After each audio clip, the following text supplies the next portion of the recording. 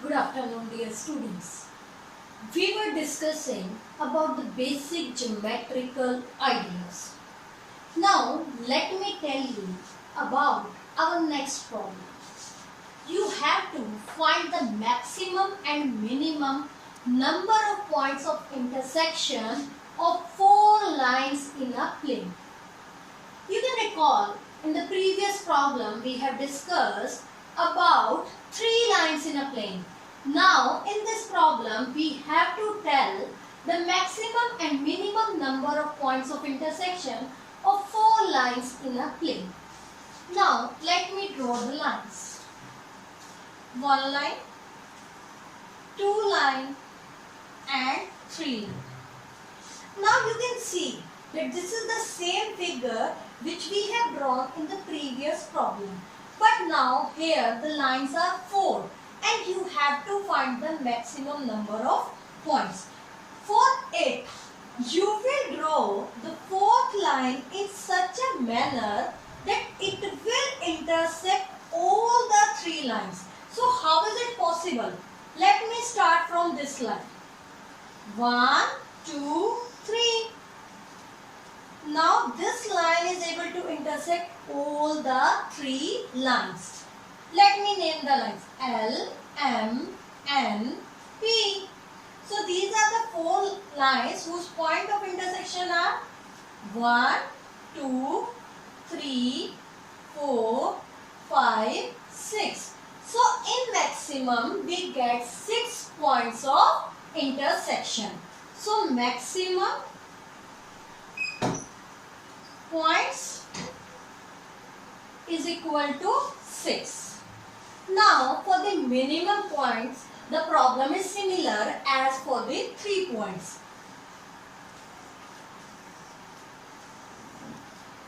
These are the four lines which are intersecting at one common point. Name the lines. Okay, so the minimum point of intersection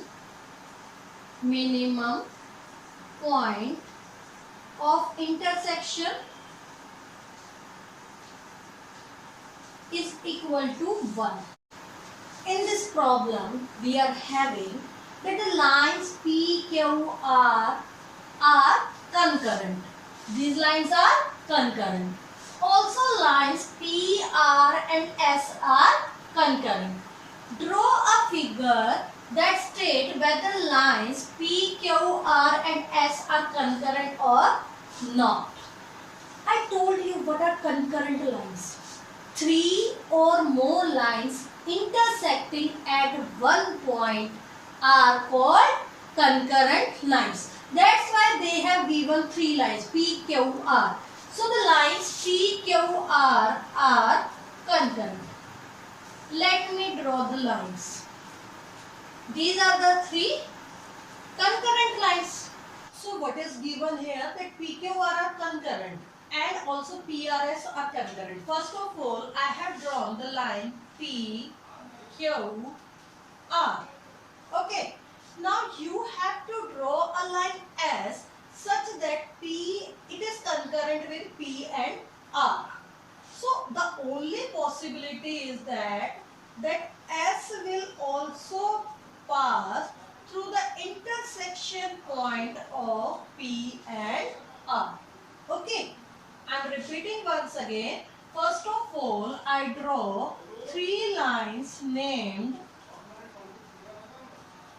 P, Q, R, and we have to draw a line S so that it is concurrent with P and R.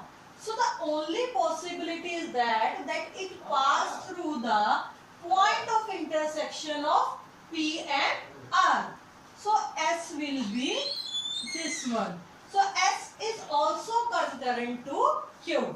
So you can write that yes, P, Q, R and S are concurrent to each other. This solves our problem. In problem 12, it is given to you that lines P, Q and R are concurrent. Also line P, S and T are concurrent. Are lines Q, R and S always concurrent? Looking at this problem, you might think that it is similar to 11. But this word always is the game changer. What it has done to this problem? Let us see. We are given 3 lines. P, Q and R. P, Q, R. Now they are saying that also line P, S and T are concurrent. P is here. S and T. One way is that you can draw S and T over here. Then all the lines will be concurrent. In the problem it is there that R lines Q, R and S always concurrent. So we have to find a way in which Q, R and S will not be concurrent. How is it possible?